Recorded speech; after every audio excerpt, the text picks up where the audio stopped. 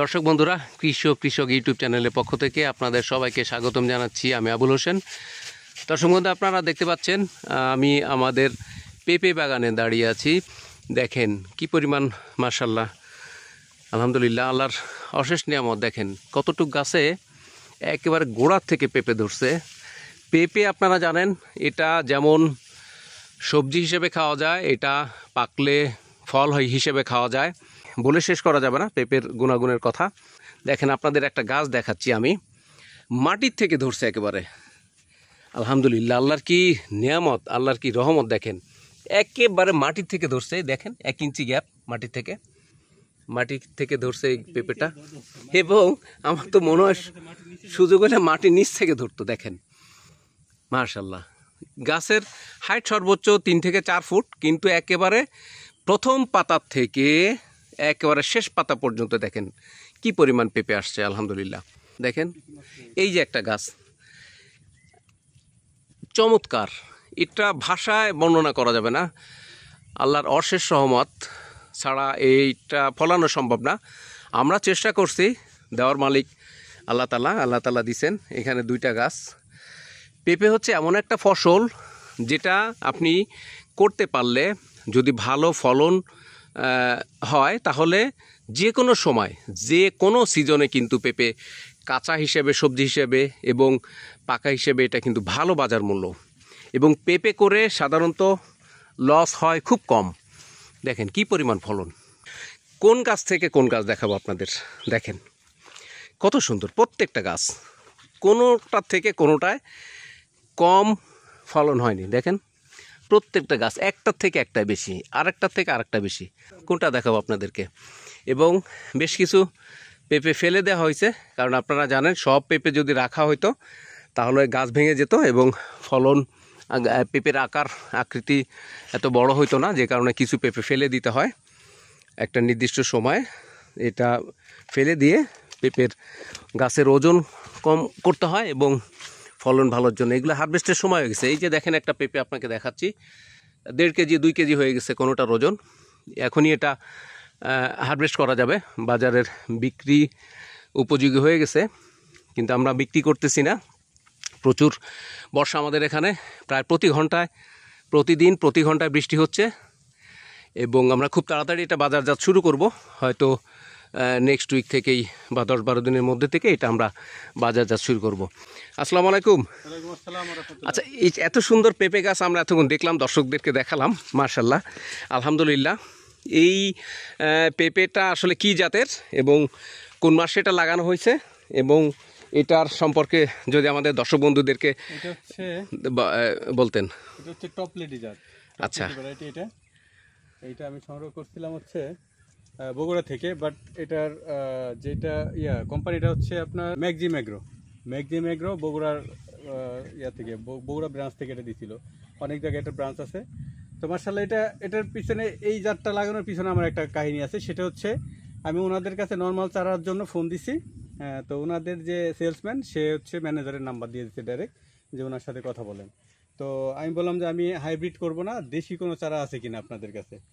তো সেই ক্ষেত্রে উনি বললো যে ভাই, এটার কারণ কি, হাইব্রিড সবাই করে, আপনি হাইব্রিড করবেন না। তো আমি বললাম যে আমি গত 2 বছর হাইব্রিড পেঁপে করে লাভবান হতে পারি নাই, মানে সাকসেস হতে পারি নাই। অল্প কিছু আমার চালান উঠছে, বা লস না হলেও ভালো হয় নাই, লাভ হয় নাই। তো আমি বললো যে তাহলে ভাই আমি আপনাকে কিছু চারা দেই, এটা আপনি, আমি যেই দাম রাখি নর্মালি তার থেকেও কম দাম আপনার কাছ থেকে নিচ্ছি, আপনি এটা টেস্ট করার জন্য নেন।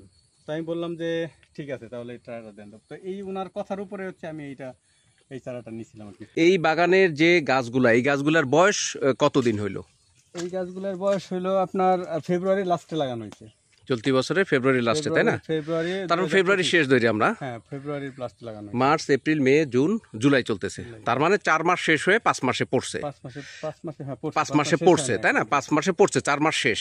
এটা কি এখন বাজারজাত করার সময় হয়ে গেছে? পরিমাণ বৃষ্টি হচ্ছে, বৃষ্টির কারণে গাছের গুঁড়া নরম, মাটি নরম জমির, তো যে কোনো সময় পড়ে যেতে পারে গাছ। এই জন্য একটু ওয়েট কমানোর জন্য আমি আগামী 1-2 সপ্তাহের মধ্যেই ইনশাআল্লাহ কিছু হারভেস্ট করব, 50% হারভেস্ট, যাতে করে ওজনটা কমে যায়, গাছ বাগানটা ক্ষতিগ্রস্ত না হয়। আমার কম থাকবে, বাগানটা ক্ষতিগ্রস্ত না হয়। ঝড় হইলে ফুল গাছে যদি ওয়েট থাকে বা পেঁপে থাকে তাহলে হচ্ছে আপনার গাছ পড়ে যাওয়ার ভয় থাকে। সম্ভাবনা থাকে। আচ্ছা, এই যে এত সুন্দর সুন্দর পেঁপে আসছে, এটা কি রক্ষণাবেক্ষণ বা পরিচর্যার একটা বিষয় আছে নিশ্চয়ই? কি কি এখানে ব্যবহার করা হয়েছে? তো অবশ্যই, যেহেতু হাইব্রিড ভ্যারাইটি, এটা তো নর্মাল ভ্যারাইটি না যে আমাদের দেশি না যে ফালাই রাখলাম হয়ে গেল। এটা প্রতি সপ্তাহে প্রতি 15 দিন পর পর, মানে প্রতি সপ্তাহে ওষুধ থাকবে, একদিন থাকবে ছত্রাকনাশক আর একদিন থাকবে হচ্ছে কীটনাশক। তো আর এই দুইটা থাকবে হচ্ছে কন্টিনিউ, মানে প্রতি 15 দিন পর পর। আজকে যদি আমি ছত্রাকনাশক দিই, আবার 15 দিন পর ছত্রাকনাশক দিব। আজকে যদি আমি কীটনাশক দিই, তাহলে 15 দিন পরে কীটনাশক দিব। এবং এর মধ্যে গাছের কি পরিমাণ ওর গ্রোথ আছে, কি পরিমাণ ওর খাবার প্রয়োজন, এটা বুঝে বাকি ওষুধগুলো দিতে হবে। যেমন আপনার ভিটামিন দেওয়া লাগতে পারে, গাছের গোড়ায় ভিটামিন দেওয়া লাগতে পারে, পাতায় ভিটামিন দেওয়া লাগতে পারে। তারপরে হচ্ছে মাকড়নাশকটা ইউজ করতে হবে আমাদের। ওই কীটনাশক বা আপনার ছত্রাকনাশকের সাথে সাথে মাকড়নাশকটা হচ্ছে মেন। পেঁপে গাছের লাল মাকড়টা হচ্ছে প্রধান রোগ। লাল মাকড় যদি কখনো আক্রমণ করে তখন ওই গাছটা শেষ হয়ে যায়। তবে আমার মাশাআল্লাহ এই সব গাছগুলো ভালো আছে। দু একটা গাছ বাদে, আর দু একটা গাছ যেগুলো আছে সেগুলো হচ্ছে গাছগুলো কিছু মারা গেছিলো গরমের সময় লাগানোর কারণে।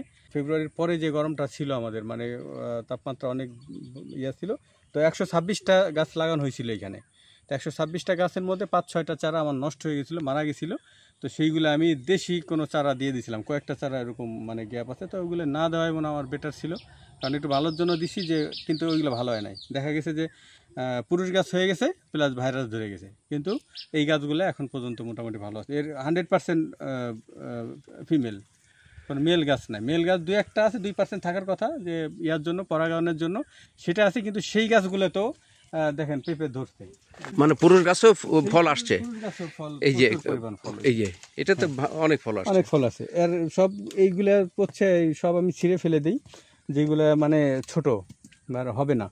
প্রতিটা গাছ থেকে এই দেখেন 3-4টা, এই সব গাছে হচ্ছে এক একটা বোটায় 3-4টা করে হয়েছিল পুরোটাই। তো নিচে যখন হয়েছিল তখন তো আমি বুঝতে পারি না, কিন্তু এখন মানে মায়ার জন্য আমি এইগুলা ফালাইতে পারতেছি না। কিন্তু এগুলোতে ফেলে দিতে হবে, যে এটা ফেলে দিতে হবে। কিন্তু উপরের গুলা সব ফালাই দিছি, উপরে এই যে এইখানে সবগুলোর একটা একটা রাখতে হবে, একটা একটা রাখতে হবে। ওরা আমাকে লাস্টে পরামর্শ দিয়েছিল কৃষি কর্মকর্তা এসে, যে এটা একটা একটা রাখেন, আপনার ওজন সেম চলে আসবে। আপনি 4টা যদি রাখেন এক গোটা, বা 3টা, যেমন এখানে আমরা 3টা দেখতেছি, 3টা না হয় এখানে যদি একটা থাকতো, একটা কিন্তু 3টা থেকে বেশি ওজন আসতো, একটাই 3টার ওজন হয়ে যায়। এই মায়া বা এই অজানা বা অনভিজ্ঞতার কারণে কিন্তু আমরা চাষিরা অনেক সময় লস করি। আমি ওটা আসলে বুঝতে পারি না, এই জন্য। তার নিচের থেকে যদি একটা একটা করে রাখেন তাহলে দেখেন, এই যে দেখেন, এই যে একটা পেঁপে, এই পেঁপেটা কিন্তু অন্য যে ছোট 3টা পেঁপে থেকেও এটার ওজন বেশি। এখানে 2টা, হ্যাঁ, কিন্তু ওটা বড়, এটা বড়। এখানে 2টা, প্রতিটা 2টা, কিন্তু 2টার ওয়েট একটার ভিতর একটা বেশি হয়েছে, আরো প্রতিটাই 2টা করে, প্রতিটা। এখন এই 2টার যে ওজন, তাই না, এর থেকে কিন্তু এটার ওজন বেশি, অনেক বেশি, তাই না?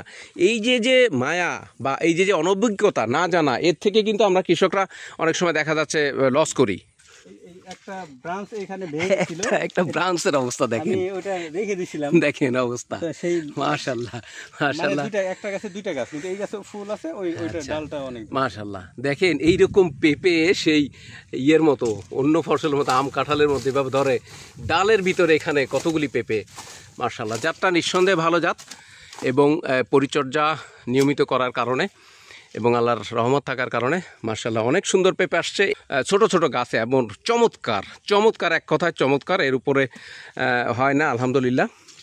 তো আপনি পেঁপে করেন কত বছর যাবত? পেঁপে ফসল করার বিগত 3 বছর যাবত আমি পেঁপের মধ্যে আছি, মানে আচ্ছা, টেস্টের মধ্যে আছি, আচ্ছা, সাকসেস লস এর মধ্যেই আছি। আচ্ছা, এর মধ্যে এখন কি প্রথম যে ইয়াটা করছিলাম সেটা আমি টোটালি লস হয়েছিল, আচ্ছা, চালান উঠছিল কোনো রকম, কিন্তু ওটাকে লস ধরা হবে, কারণ একটা সিজন, একটা 6টা সময় নষ্ট হয়েছে, সময় নষ্ট এবং জমি লাভ হয় না, মোট কথা লাভ হয় না, খরচও উঠছে। পরবর্তী থেকে আমি দেশি করতাম।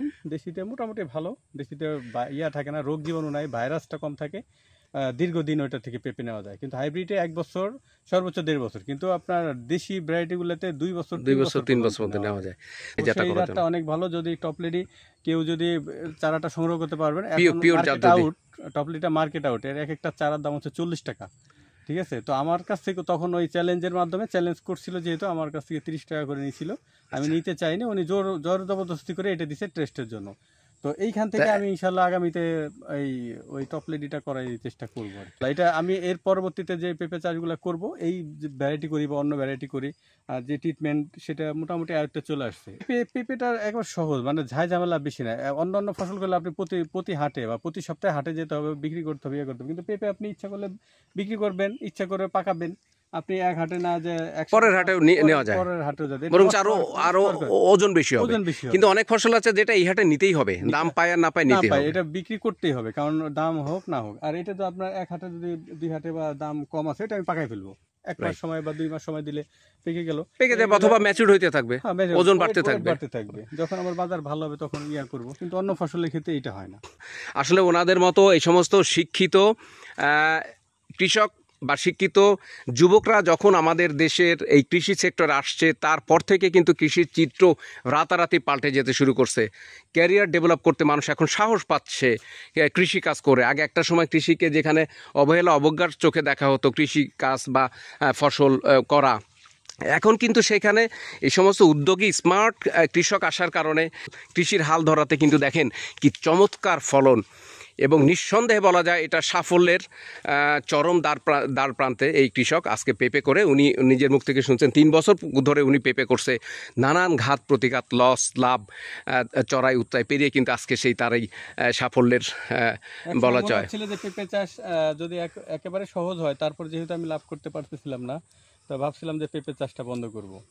এটা আসলে বেশি পরামর্শ, চারাটা যার কাছ থেকে আনছি, কিন্তু এই ট্রিটমেন্টটা নিচে অন্য জনের কাছ থেকে, অন্য কোম্পানির কাছ থেকে। সেটা না বললে নয়, সেটা হচ্ছে এগ্রন।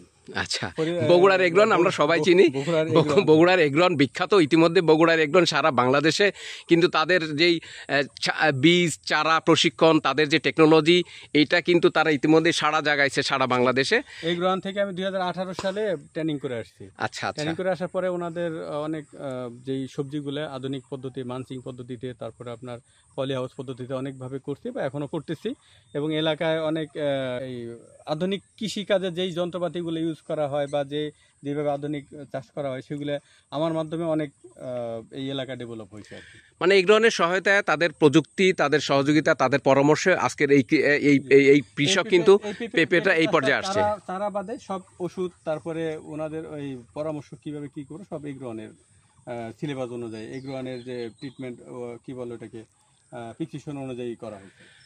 এগ্রন যাদের কথা না বললে নয়, এগ্রনে আমি নিজেও গেছি, বগুড়াতে একাধিকবার গেছি। তাদের এখানে তাদের যে কৃষিতে তাদের যে উদ্যোগ, কৃষিতে তাদের যে ভূমিকা, তাদের যে চেষ্টা প্রচেষ্টা, সারা দেশব্যাপী তারা মোট কথা কৃষির আধুনিকায়ন করার জন্য যারা কাজ করতেছে বাংলাদেশে, তার মধ্যে আমি এগ্রনকে এগিয়ে রাখবো। অনেক দিক থেকেই তাদের প্রচেষ্টা, তাদের টেকনোলজি, তাদের আন্তরিকতা, সব দিক দিয়ে কিন্তু এগ্রন আজকে সারা বাংলাদেশেই one of the biggest company, seed company, training company বলা যেতে পারে।